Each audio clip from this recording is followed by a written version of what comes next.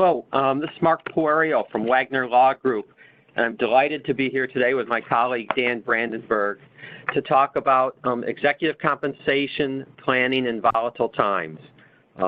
We are aiming this presentation toward privately held companies, but to be honest, the strategies that we're going to discuss are equally applicable to public companies, tax-exempt organizations in many cases, as well as the personal sides and views of executives for companies. We've had 10 years plus of a fantastic economy, and it continues at this moment. Our intention here today is just to take the opportunity in good economic times to consider what can companies be doing and doing better to be ready in case headwinds hit. With that in mind, Dan and I published an article recently that showed in Law 360 that covers a lot of what we are talking about today. You'll see on this first introductory frame that our email addresses appear there.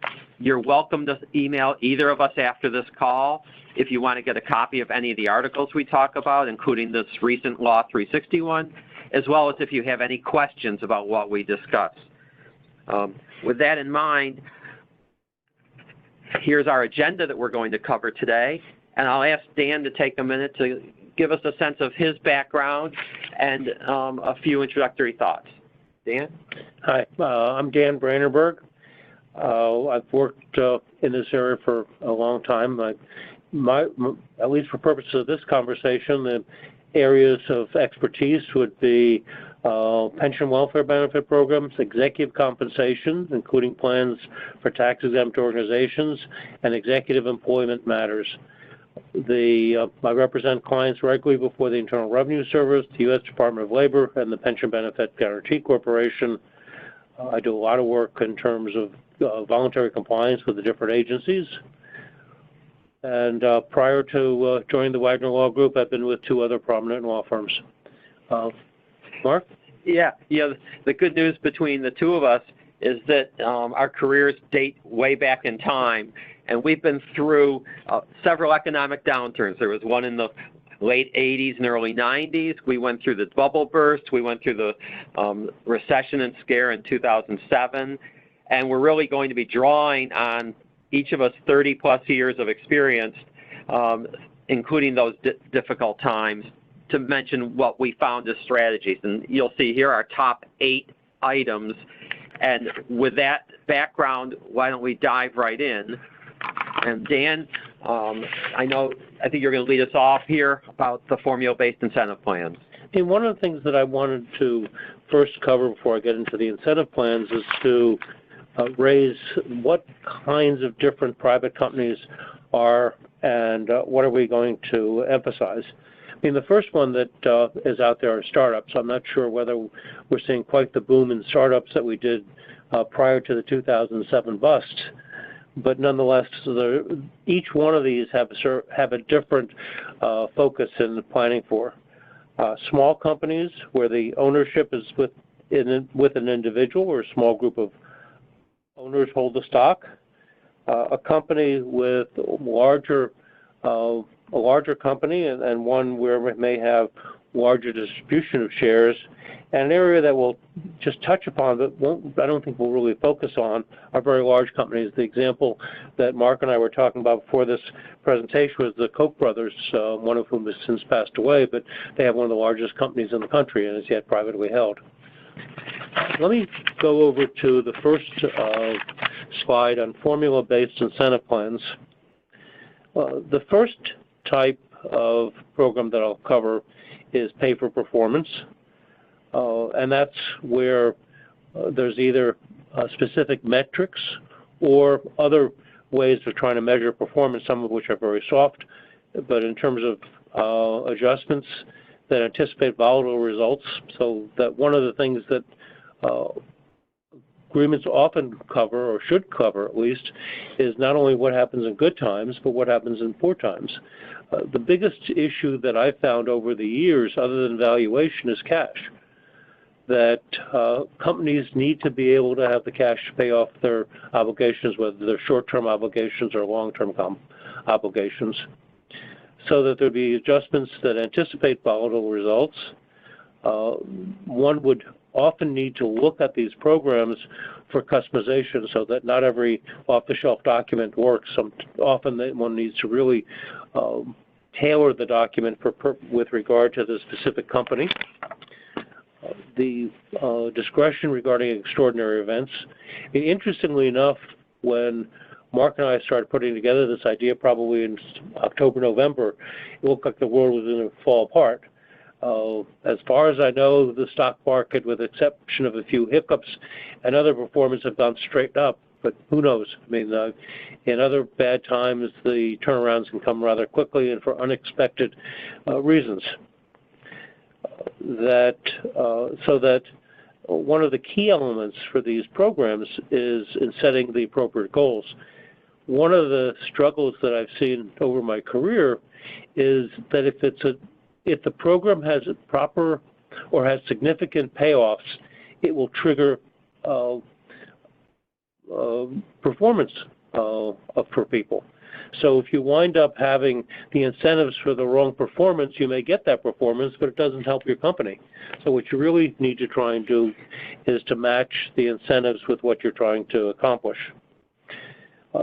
There's also the concept of short-term versus long-term. In the past, some programs I've worked with have contained both, and others they're two separate programs, a short-term program and a long-term program. The short-term program tries to share current cash results. The long-term program tries to share growth, and very often the long-term program specifically for smaller companies and for companies that are startups is the payout doesn't come till the company is sold. Because what you need to pay these things out typically is cash, and most startups don't have much cash until the company is sold, so that the key owners would share part of their performance with their employees at the time of selling. Another key aspect to consider is who do you represent? I mean, there are at least two players and maybe three players involved in this. One would be the owner or owners of the company.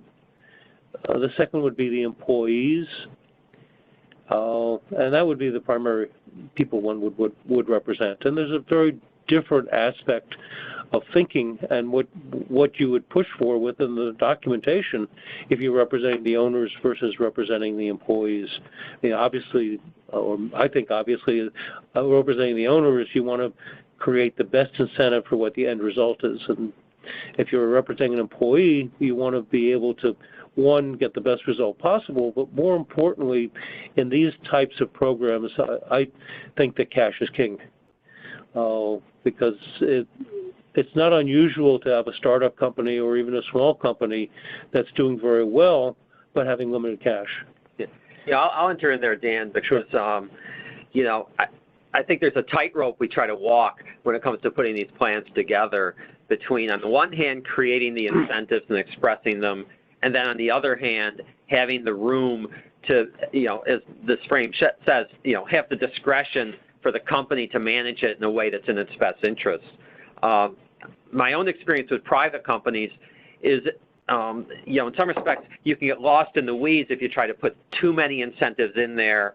But at the same time, you want to have a signal to the key employees about what's important in terms of what are the goals to achieve. And then also, though, I've never found really a situation where when the company says we have the discretion at the company level to alter the financial, you know, what the payouts are based on based on extraordinary events, that never seems to undercut the program. As long as you hold it out there and you let people know what the standards are, and then also you alert them that you have subjective discretion to decide the ultimate payouts, that's a fair approach as long as it's well communicated. The other thing in terms of putting these plans together, aside from sometimes having too many different obstacle or performance measures that just confuses things, and you end up wearing out the compensation committee or the decision makers by trying to put too many together. To me, I see often cliff results versus like pro rata results. And I always feel like it's a danger if you say a massive payout occurs if we achieve one standard, but if you just miss it, nothing is due. it just creates an incentive for people to manipulate results or skew performance. And so, again, just on private company levels, I think it's important to have both company overriding discretion and then a fairness to the approach that's based on pro rata and proportionate results. I mentioned it earlier, but I'll emphasize it again after Mark just added his thoughts, is that be careful what you ask for, because more often than not, you will get what you ask for. And if it's the wrong thing, that's not a good thing. Yeah. Did you want to pick up the next one? Yeah.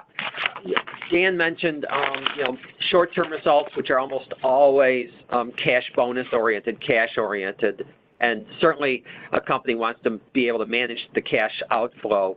When it comes to giving midterm or long-term incentives, especially at the private company side, some type of equity-based award often makes sense. Now, I'd say it's important to say, even though it's an equity-based award in many cases, for private companies, we talk about either phantom awards or cash-settled equity awards. So, because you don't necessarily want to make all your employees or even your key employees actual stockholders.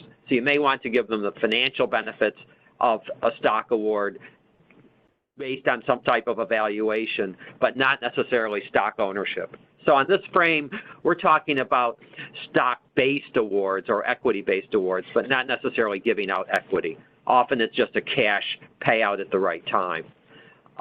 Now, as we think about any type of volatility in the economy, the different occasions I mentioned, most recently the 2007 stock declines, those show the real danger, I would say, of relying extensively on stock option or stock appreciation rights in terms of as an incentive for employees.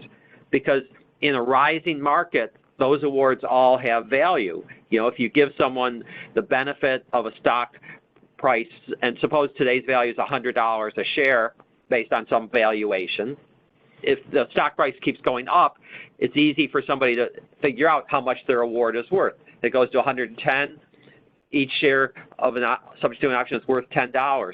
But if you think that right now we might be at some highs in the market, then if you give someone a stock option with a benefit or an upside based on growth over 100, and all of a sudden the stock goes down to 90, 80, 70, you have an incentive that's totally backfired, because now it's not only worthless because the stock price has gone down, but the employee is kind of reminded regularly that they have an award that will only have value if in the future the company claws back to grow its stock price above where they started.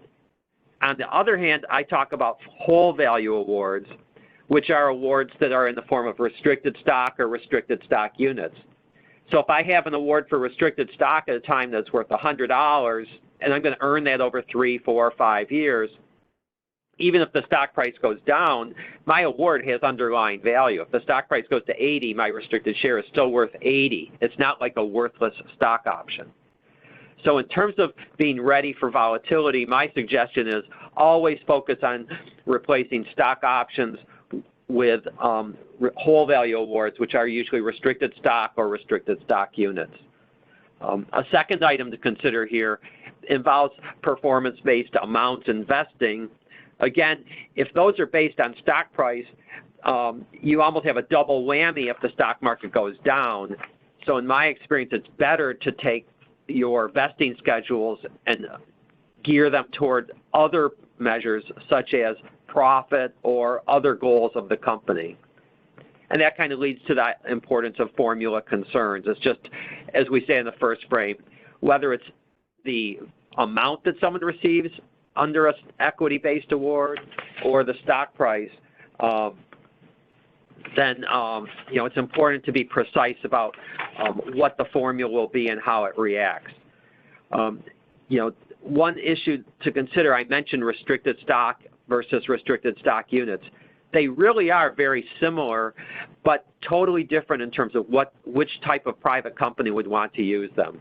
So, for example, if you're a startup or you have a stock price that's, say, below $1 a share, it's almost always valuable to have restricted stock be awarded with a legend that says, this is subject to achieving goals.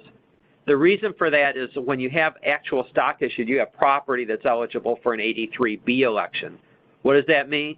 It means you can lock in the income event at the time of the award. So if your company is worth 25 cents a share, all the growth above that, if you make this special tax election under 83B, is capital gain rather than ordinary income. On the other hand, if you don't think people are going to want to accelerate their income to the time of an award, such as if the stock price is much higher, people generally don't want to get income and pay significant income tax when they haven't earned an award. So in that case, a restricted stock unit is basically a simplified contract right that gives the person the share later at a future date, but doesn't involve an eligibility for an 83B election at the front end. So I've kind of tripped into some complex tax rules, but the important thing is if you're a startup or a company with low value, think about restricted stock, think about making an 83B election available for employees, and then sometimes you can even have a loan program. There's a short-term loan that enables people to pay the exercise or the income from those 83B elections at the front end. Dan, do you want to chime in at this point with thoughts on that? Sure. One of the things that I think it's a proper time, but is one of the key elements is communication. Make sure that people understand what you're giving them. Make sure that you're careful that you can live up to completion or satisfaction of the award, and also be careful of your incentives. Very often, and I mentioned a little bit earlier, is people actually look at your incentives and are motivated by your incentives. So if you have the wrong incentive, you create problems for your company rather than help your company. So I mean, it's key in the way you design these programs, and particularly the payout on the programs, that you incent people to the proper behavior and also can satisfy your obligations. Yeah, building on that, the second bullet there about refinements is really important because oftentimes in a volatile economy, an employer will look at the performance goals, the hurdles people need to achieve to get their awards, and they'll rethink them, and those are all sometimes aren't going to be satisfactory anymore. There might be different performance measures that are desired, or existing hurdles are just too high to be met. And one thing to keep in mind in those cases is, do you need to get participant consent in order to change the hurdles? So certainly anything that's adverse to a participant, an employee, is going to need their consent. On the other hand, it is often possible to change the award hurdles without necessarily getting consent, but, for example, to extend the periods might seem beneficial if those hurdles wouldn't be met in the short term, but that creates a whole trailing side of a need that you've materially changed the award terms, and you probably need consent when you're extending something like a vesting or an earnings period. And one of the things that I remember back from the 2007 through 2009 program is that I wound up representing a fair number of either employees or executives who were trying to salvage the award. And all of a sudden they had a tremendous promise and they had a high value stock, and then the bottom fell out, whether it fell out from a valuation standpoint only or whether it fell out because the company was now in danger of existence or went out of existence. So there were a lot of very disappointed people. And if you're in the ownership position or in the control position, you want to be careful that you don't create problems for yourself if Mark's and I worst fears against our own wishes actually come true, that we are facing a precipice now. Yeah, and if an employer, you'll see on this frame I have securities considerations, and not just for public companies, because if an employee has an equity award and the employer wants to go out and change the terms of that award, even if the employer thinks it's in the employee's interest. So take a simple example, stock options that are out of the money, or what's also called underwater. An employer can want to reprice them, and that has been done repeatedly over the years. Apple was a serial repricer.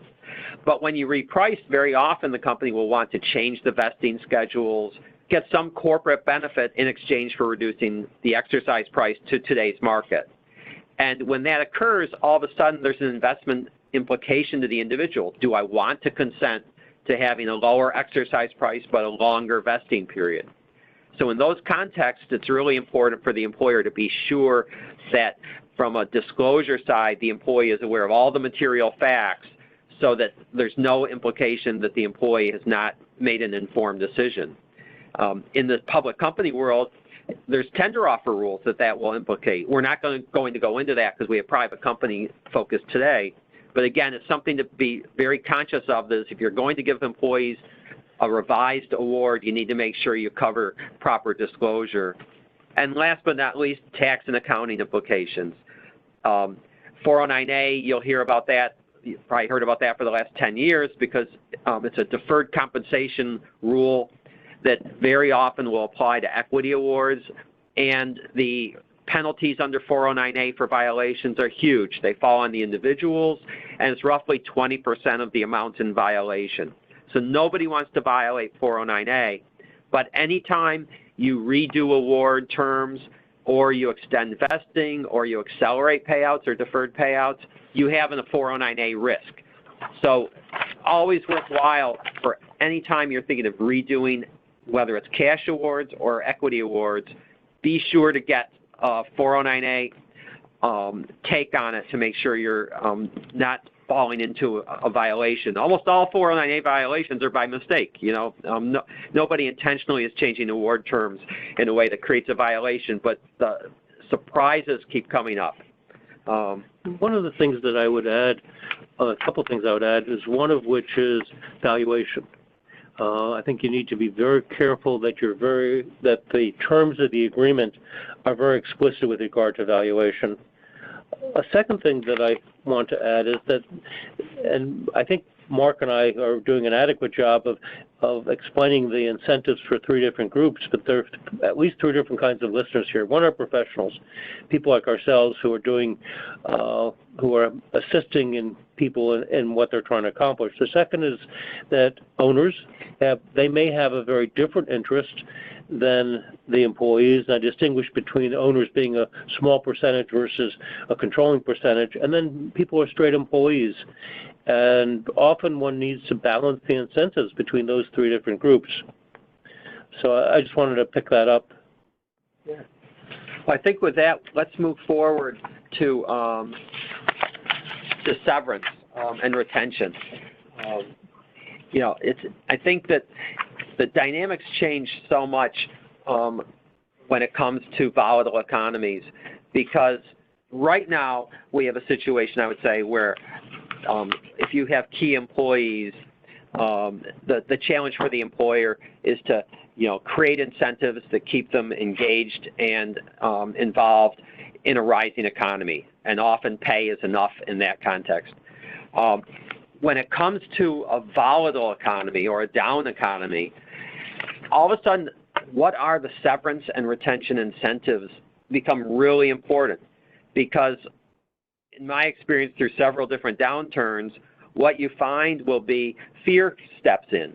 People start to feel not only insecure in their current job, but there's a fear factor in terms of, if I'm at risk at all because my current employer is not performing at the same level, what's the employer going to do? Comes up in mergers and acquisitions all the time. A deal's announced. Anyone who's got an employment agreement or severance protection is very content to stay in place and see the deal through. Anyone who's at risk starts looking for another job. I think the same thing happens in a volatile economy. I was once with a very big company, and it was interesting because in order of profitability, the key employees all left.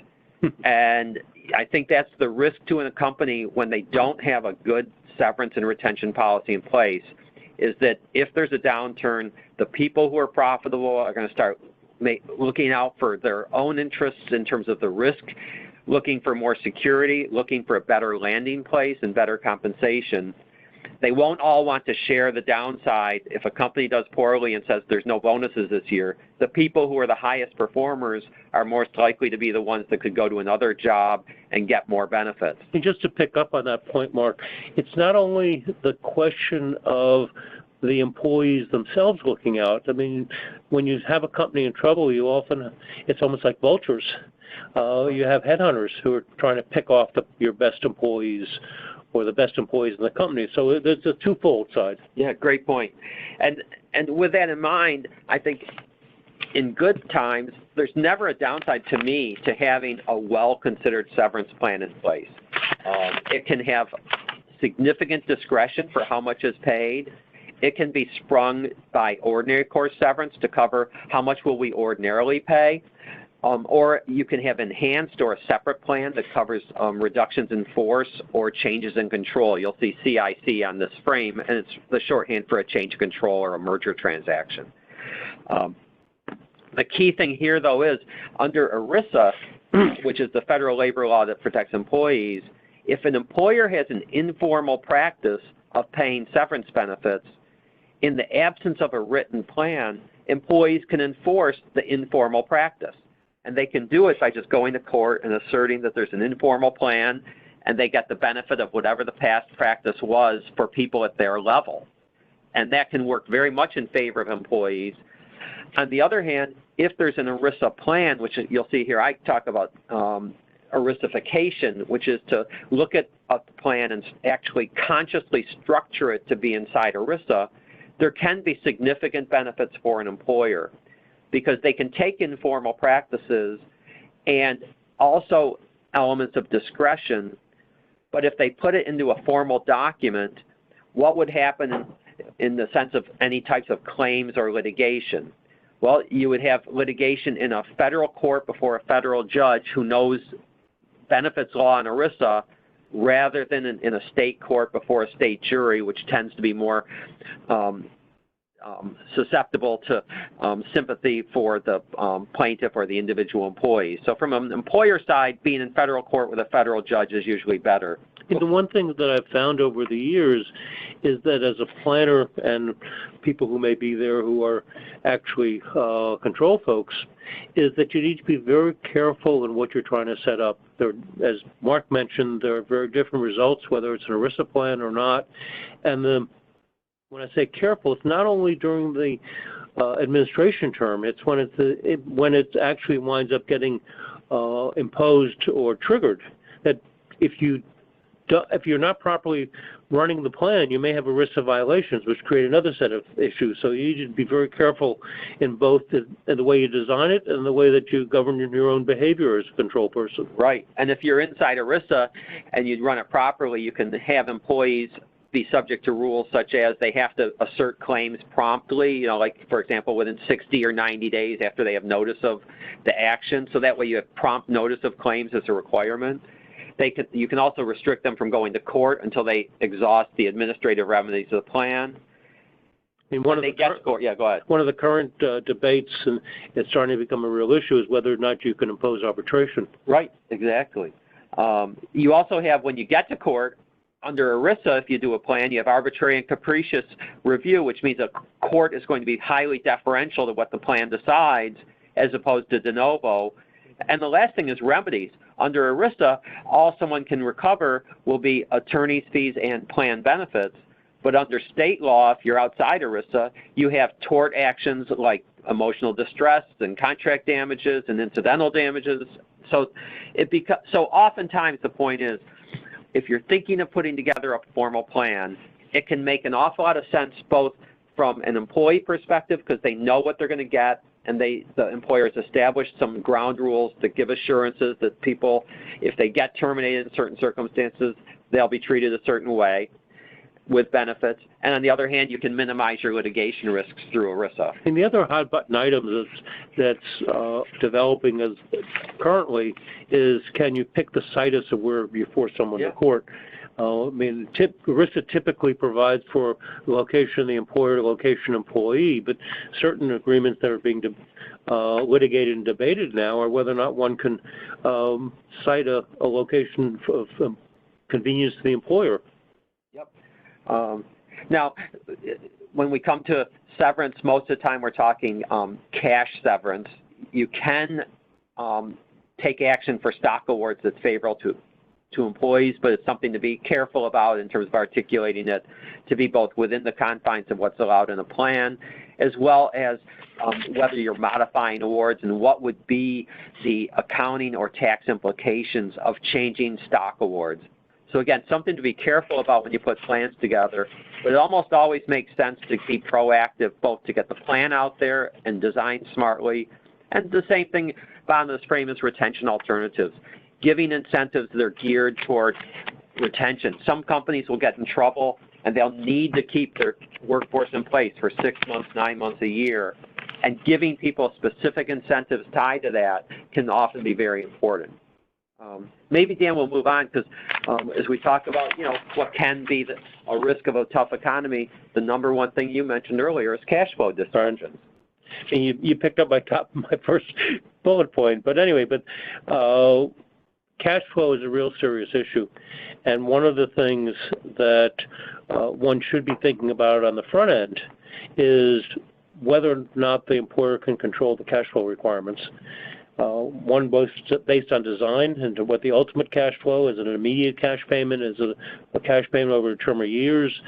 Are you looking at the ability of the employer based on some either non-specific or very specific criteria to be able to delay payments? But as you may have often heard, cash is king in these situations, and that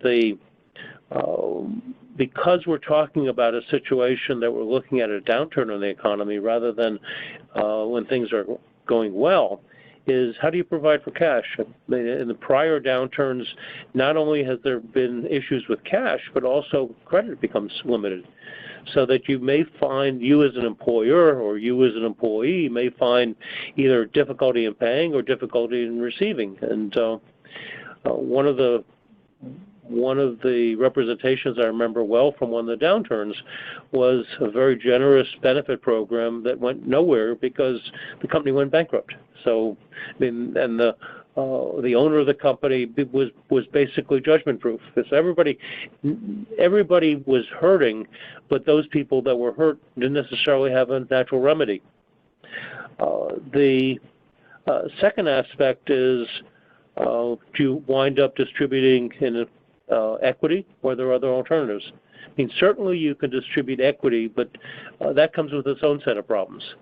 Depending on the jurisdiction you're in, control may be very different. Depending on the courts you're in, control may be very different, and something one should try and anticipate on the front end. Yeah, I think the other thing that comes with equity is if your company is already in cash trouble or doing poorly, you're looking at equity that probably because you have to, if you're going to give people an award, you have to somehow fairly value it for a stock option or for the tax implications of a stock award.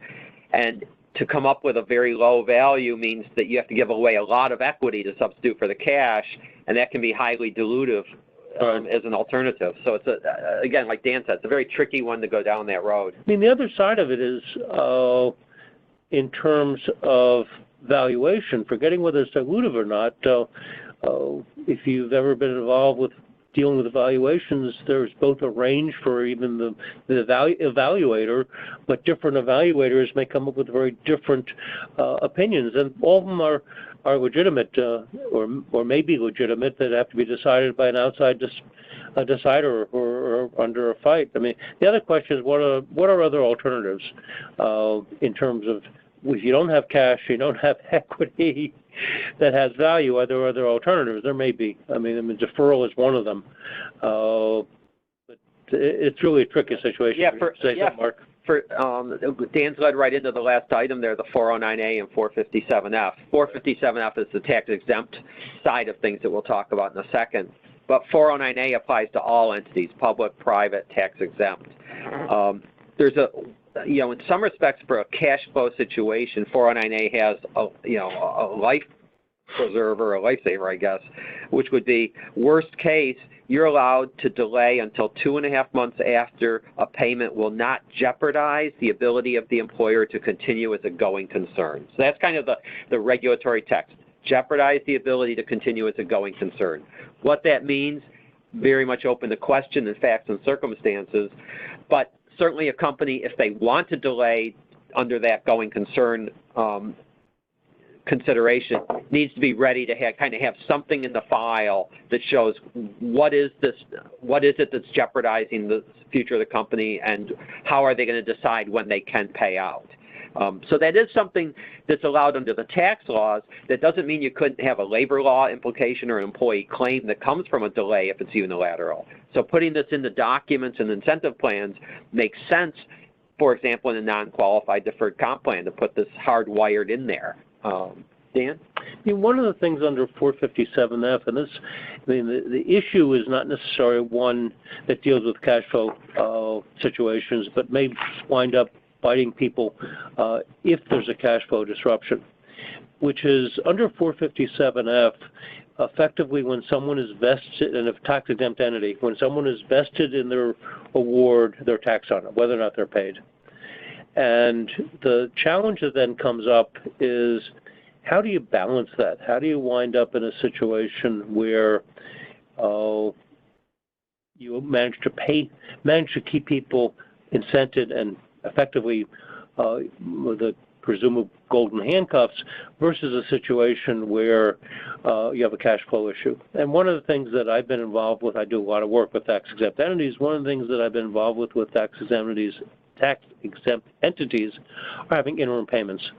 So effectively, you pick a period which does provide for an incentive to stay with the association, does provide, though, for a safety valve. So an example I'll throw out is having payouts on a 5-year period. I mean, the downside of it is that cash is necessary typically every 5 years.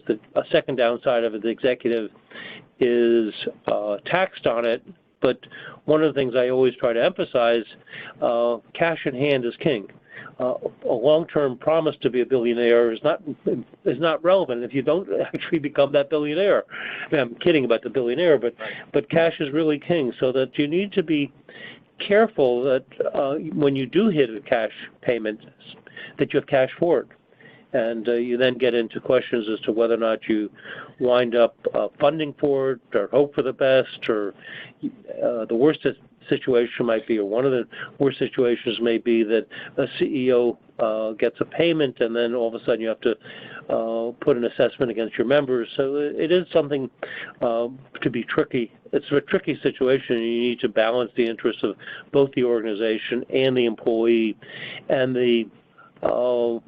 sometimes the interests of both the employee and the association match. So, for example, if you have a 5-year payout, it may be a matching incentive in that the employee does get subsidy cash and has a limited amount of money at risk, and the employer doesn't wind up creating a billion-dollar liability. And I don't know how many of you are following Section 4960, which are dealing with taxes on association for high payouts, but you also avoid some of the 4960 risk. But it is something to look at on a cash flow disruptions. Is somewhat a different idea. Yeah, and one thing that Dan and I wrestled with several times over the last 2 years comes under a different code section, 457F, because the simplest case can create a lot of problem.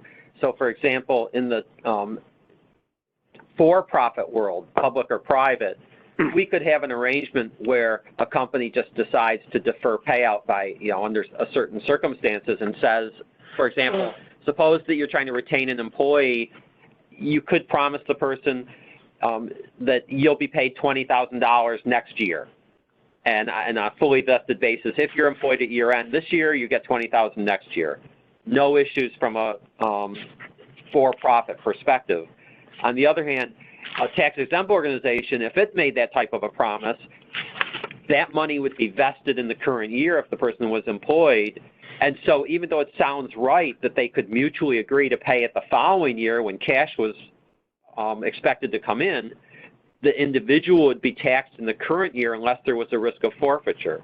So in the tax-exempt world, anytime we start to delay payouts, the executive needs to be at risk under either forfeiting if they resign, and or usually there's a forfeiture risk if they're terminated for cause. And one of the key bywords that I use, I probably mentioned more than once this session or this program, is make sure that when your obligations come due, you also have cash to pay them. It's not necessarily intuitive that you match cash and payments.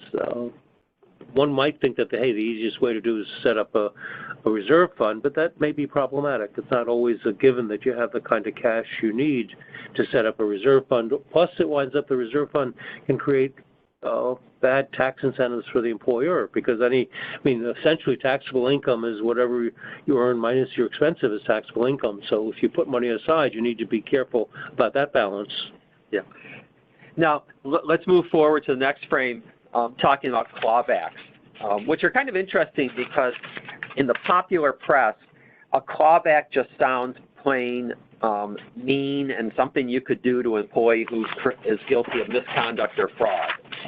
And a clawback in the pure sense essentially comes in the form of you've paid someone something like a bonus, and you found out afterward that there was some wrongdoing that affected the bonus, and then the company has the right to recover it.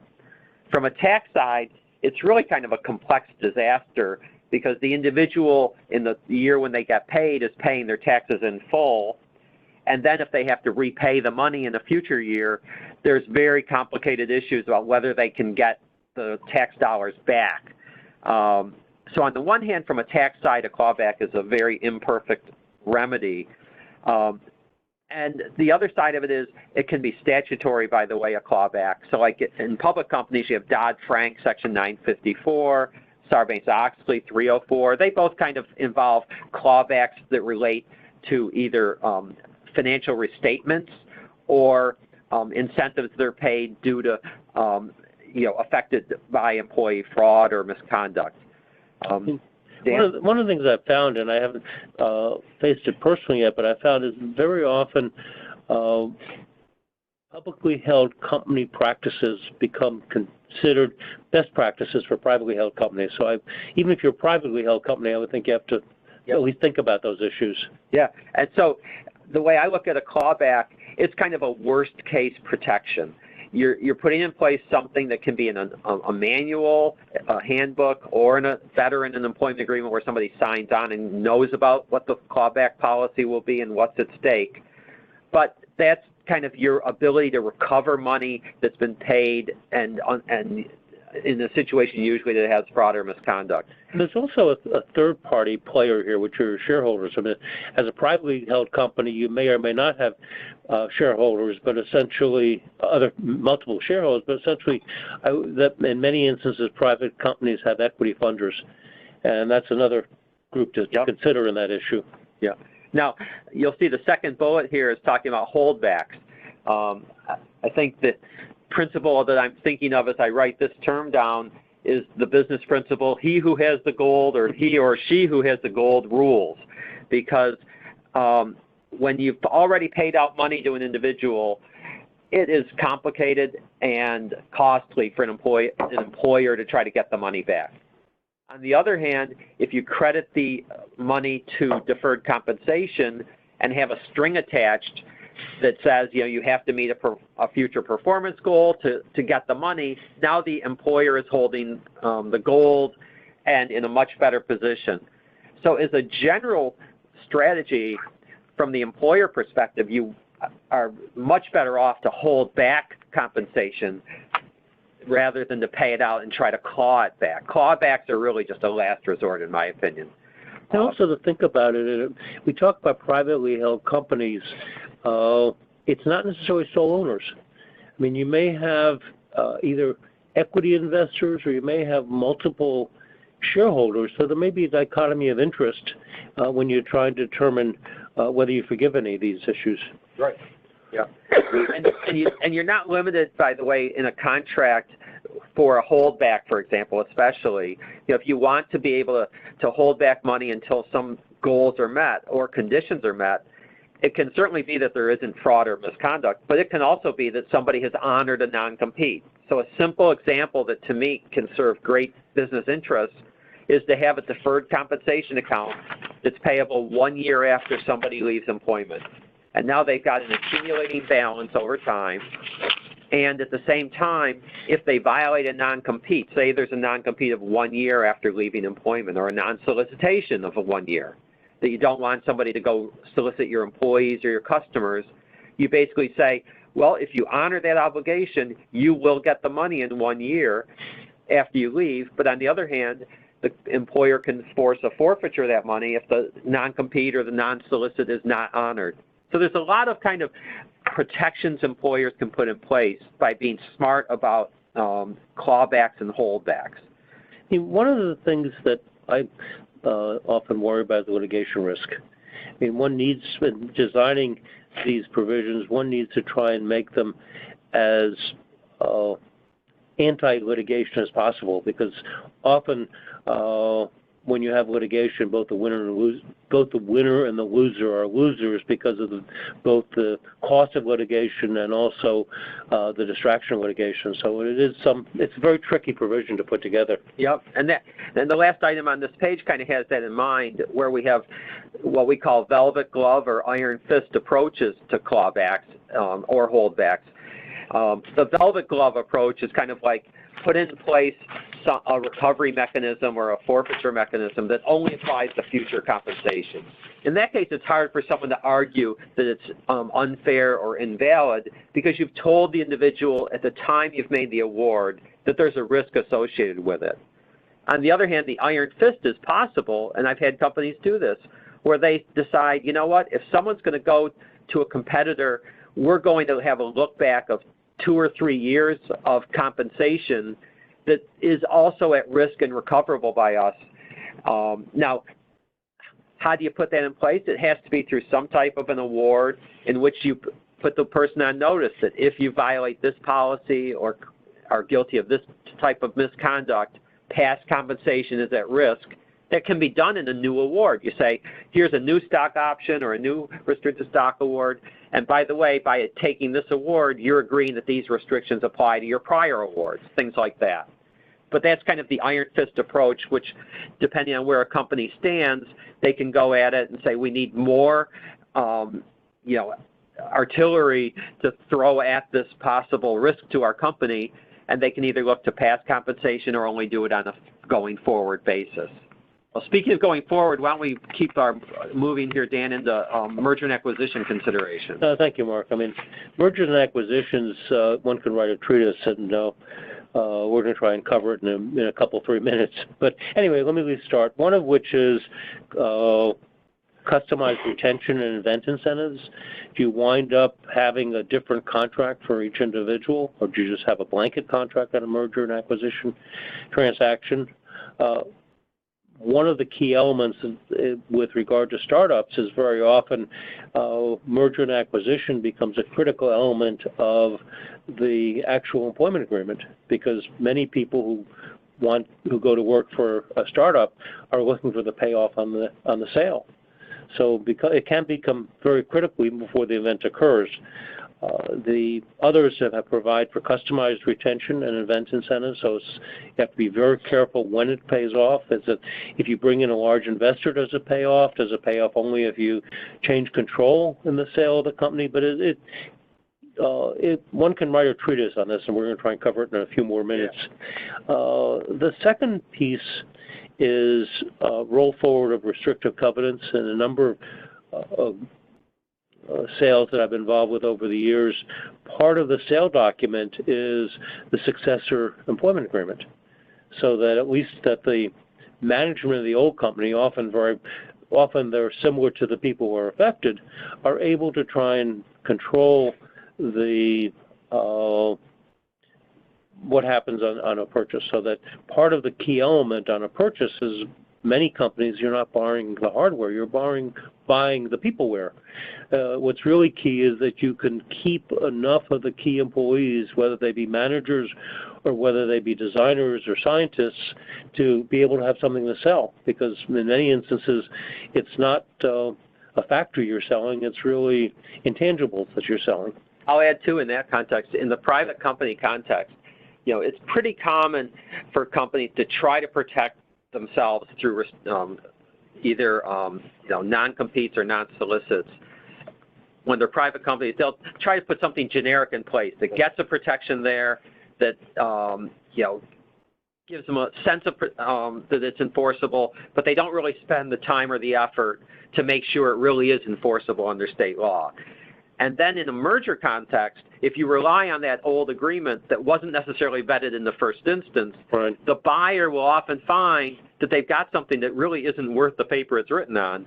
And as a result, as part of a transaction, if the key people and the ability to enforce a non-compete or a non-solicit are important, it's really critical for the buyer to be looking at the current agreements and to make sure that at the time of the closing, they have in place a new agreement that's actually going to achieve what the buyer is trying to accomplish. Thank you for emphasizing that, because it is really key. I mean, in the best situation, the buyer is trying to protect himself on the purchase side, because in many instances, as I mentioned earlier, it's not the hardware and it's not the concrete that you're selling. You're really selling the people. Yeah. I mean, one can't sell people anymore, but nonetheless, what you're really unless you can put together a good management team, there's not much that's there. On the other hand, there may be other companies that what you're really selling are patents or manufacturing styles. So it depends. You have to look at very carefully. Yeah, it's interesting. You'll see the second item here is 409A rules. Again, this is the deferred comp rule that just drives people crazy because it applies in all types of situations, including special merger and acquisition rules. The way that these rules adapt to a merger are really important because there's two types of compensation. Suppose that we have unvested awards that accelerate vesting in a deal. So that's called non-vested compensation. The good news on 409A for non-vested compensation is that any time before the deal comes up, you can renegotiate the terms for vesting and come up with a new schedule. So if executive team would have received millions of dollars at the closing date, conditioned on the closing, but you want to take that million and somehow make it a retention incentive, you can do that in the context of a deal and put it together before the deal closes and put that money at risk so that they earn it based on future earnouts or performance periods or just, or performance goals or just service. On the other hand, so when I found the few times I've actually worked with that kind of situation, I found that you really have to put a sweetener in there so that people don't resent what you've done. Yep, well pointed out, for sure. On the other hand, if you have vested compensation, like vested stock options, they're a classic one, they're in the money, and all of a sudden you don't necessarily, suppose there's an earnout attached that's often it can be 20-30% or more of the purchase price. If you want the employees to have the benefit of that earnout, you can do that for vested compensation, but you have to be careful to align it with the payouts to the stockholders themselves and not have it extend over 5 years. I mention these two only because you can get a little sense that 409A comes into the picture and complicates things, that there is room to take action and customize in a deal, but at the same time, it's got to be done in a way that doesn't create a 409A violation. And the other piece that I won't go into very much detail, but it can be consideration under 457F plans when you have a merger of associations. It doesn't happen all that often, but there are situations where there are mergers of associations, and there may be 457F plans there, and they need to be taken into account. Yep. And the last item on this one involves buyer incentive plans, because I have probably unfortunately had several instances where I had to study potential lawsuits under which groups of employees, and sometimes, usually I've been for the employer, but sometimes I've been for the employees, but they're looking at a situation where a buyer or a company has an incentive plan. For example, it has a revenue goal, and it says if we hit this revenue goal, you're all going to get a lot of money. And that's a perfectly fine plan to have. But what happens if there's no provision that deals with how you count the revenue in the case of a merger or acquisition? And we mentioned earlier the importance of extraordinary event language, because the classic instance that we've come up against is the revenue goal that's only met because of a merger. So imagine you have a revenue goal that's been in place for 11 months. You make an acquisition right toward the end of the year. The revenue from the target company, if you count it, makes everyone meet their goal.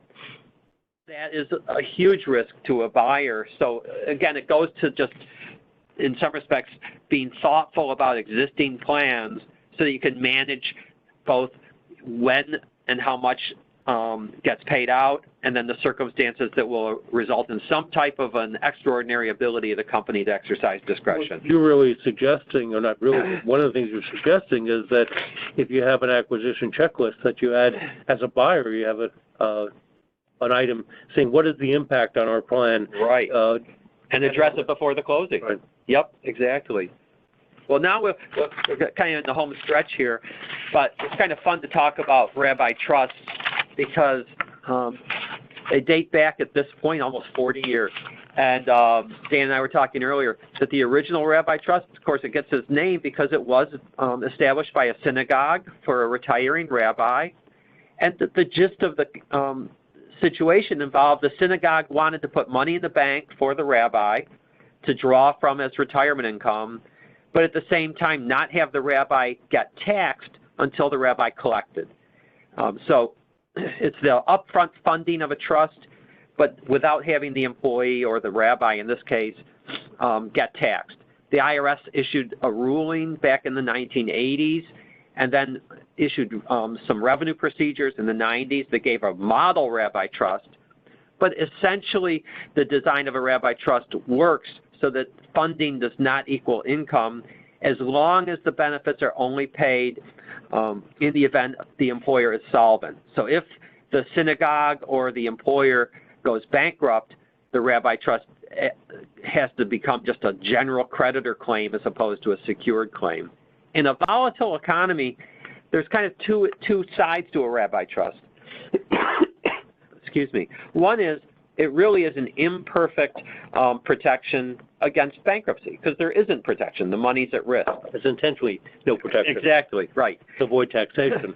But on the other hand, when there's volatility, to have money in the bank that's set aside gives what's called change of heart protection, so that if an employer finds itself cash strapped, not bankrupt, but cash strapped, the individual has an assurance that, yes, this money is set aside for me. It cannot be invaded unless it's under the trust agreement, but the typical rabbi trust is irrevocable, so the money's in there for payment of benefits. It also can be a consideration on the purchase. I mean, the purchaser may try to undercut the rabbi trust so that they can preserve the cash and not wind up having this liability or a reduction in value of the company because of the payout of the rabbi trust. And I mean, I've been involved in some publicly held companies, well, that's not the topic of this situation, but many millions of dollars are in the rabbi trust. In fact, one of the people who would be the chair of the committee used to call himself as the honorary rabbi. Well, that kind of leads into one of my favorite terms, which is the springing rabbi. Right. Good, nice image to it. But the springing rabbi trust is on a pogo stick? Right, exactly. But in a change of control situation where you have potentially millions of dollars of severance being paid to people, executives, but not at the closing because it's only a post, that it would be payable if they were terminated after the closing. You could put that money in. You can require a funding of the trust only on the merger transaction, and then a payout to the executives to the extent they terminate afterward. And going back to our he or she who has the gold rule point, if you have a rabbi trust and it's paid out money, that's a lot better for the individual than to have to sue to collect severance. So again, in a merger and acquisition context, a springing rabbi trust that's put in place before the deal closes can be really worthwhile. The last part, we do have a couple items there. These go into the weeds a little bit, and I think in the view of time we can skip over them. But generally, you do want to have an independent trustee to avoid the implication that the trust assets are readily available or under the control of the beneficiary. So just to take for another moment, I mean, at one time I did a lot of rabbi trusts in my practice, and one of the more difficult parts of that is to find one with real backbone. I mean, a lot of organizations were willing to be a rabbi trust, but they didn't have the economic heft or the staff wherewithal to really fight it. So you not only need to find a rabbi trust, but you want to find one that can actually protect and has the nerve to protect the interests of the executives. Yeah, well said, Dan. Well, look, I mentioned the home stretch. We're on our last item, which is going to cover a couple different alternatives that companies can consider. And I'll take the lead with the first one because 409A, again, dictates how you handle deferred compensation and often different types of equity awards. has some very well-established termination rules. You can terminate a plan in the ordinary course, not proximate to a downturn, but you have to pay out the benefits between 12 months and 24 months after the termination occurs. So if you look at where we are today, economies are great. Hopefully companies are healthy and doing well. A plan could terminate and pay out non-qualified benefits during a window of 12 months to 2 years in the future. And in theory, you could be paying out benefits because that's a hedge against a future downturn. Going to the second item, maybe, Dan, you can take over, but sure. We can certainly cancel awards. The key element on these, and I've mentioned it a number of times during our presentation, but the key element of executive compensation structures is that they need to be unfunded. Unless you want to pay out money currently, they need to be unfunded. So that's great from a tax standpoint. But on the other hand, if their company is either in severe distress, and they may have, for example, lender covenants that are involved, or bankruptcy, that puts your executives at risk. So it becomes a very fine line between protecting the taxation of it versus protecting the economic side of it. I mean, I sometimes counsel people, first thing to be aware is the cash. Right, and I was thinking, particularly in this area where you're dealing with private companies. Yep, yeah, we could have titled this frame, one of the main things of the themes would be hedging. Right. That, if you think your company, could be subject to volatility or risk down the road, why not consider taking the cash out now, paying your taxes now through, for example, either a 409A plan termination, a cancellation of equity awards. Another choice involving equity awards can be to diversify. So, for example, suppose you had, either stock option income or restricted stock income that was, or I shouldn't say stock option, but restricted stock income that's payable in the future. We could convert that to a different measure for the rate of return. If you don't want your own employer stock to measure it, 409A allows changes in investment measures during the deferral period, as long as it's prospective. But one of the things and this really shows the weakness of what we're talking about some of these deferred executive compensation programs, is that if in times of distress, you, the executive, may wind up losing the incentive. I mean, and it may not be within your control. Although I'm not a bankruptcy expert, I often read bankruptcy cases, and one of the things the bankruptcy master or judge can do is to say, hey, we need this executive group, and therefore we will protect or provide special incentives. But that's a hope, not a guarantee. Right.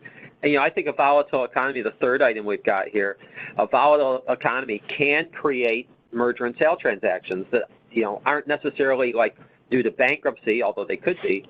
Sometimes it just creates enough distress to create roll-up environments or merger environments. And in a world where executive compensation is heavily performance-based, if a deal is going to accelerate the vesting of performance-based pay, creates a very real risk that what's called 280G, the golden parachute rules, will be implicated, which essentially, going to Dan's point, is a lost benefit for executives because they end up paying 20% excise taxes on a lot of the money that they would get in the form of any web of accelerated vesting or severance pay. I mean, one of the other things to pick up, and we've mentioned it before, but this slide emphasizes the risks of Rabbi Trusts and secular trusts. I mean, Rabbi Trusts are subject to general claim of creditors. Secular trusts, actually, if my memory is correct, are not subject to general risk of creditors. The downside of a secular trust is that the money, at least the the seed money, is taxable up front. I mean, the income on the investments may not be, but it's a trade-off. I mean, and I may have mentioned before, but in many instances, cash is king. And we get back to this situation where if we're indeed facing tough times, and I think the interesting point of what we talked about is when we drafted this thought, when we came up with this thought for this program, that it looked like the economy was going to tank. I mean, the good news is it's not. I mean, but then again, who knows what the future has to hold. But And the last piece is, let me talk a little bit about indemnification and D&O insurance. Indemnification may be problematic because unless you're a subsidiary of a large corporation and the corporation has assets, or you have somebody who has a natural interest in incenting the management of the company, if you're in this situation, there's nothing to indemnify. There's nothing to indemnify with, I should say. The flip side is D&O insurance, and D&O insurance is directors and officers insurance.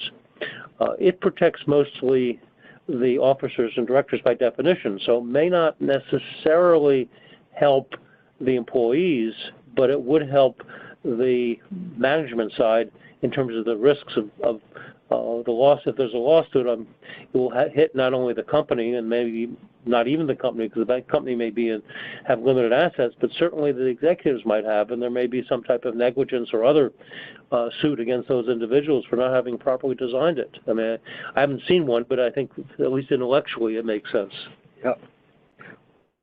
Well, Dan, we hit the top of the hour, and hopefully people that are listening got a sense that the good news is we're in, as Dan said, solid economic times at the moment.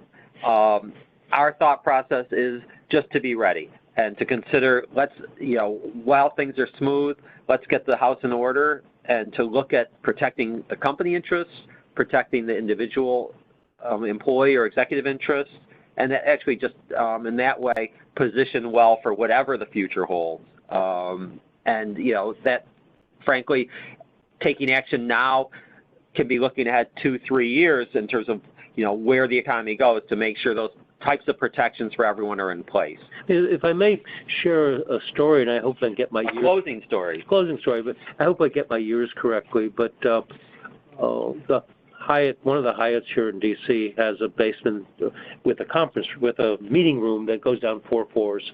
And I don't know how many of you may even be aware of, let alone remember the stock crash we had probably in the early 80s, where the stock market went down by almost 50% one day. It went up very quickly, but nonetheless, between the time we went into the conference and the time we came out of the conference, if you had your money invested in the general stock market, you were worth 50% less than you were before.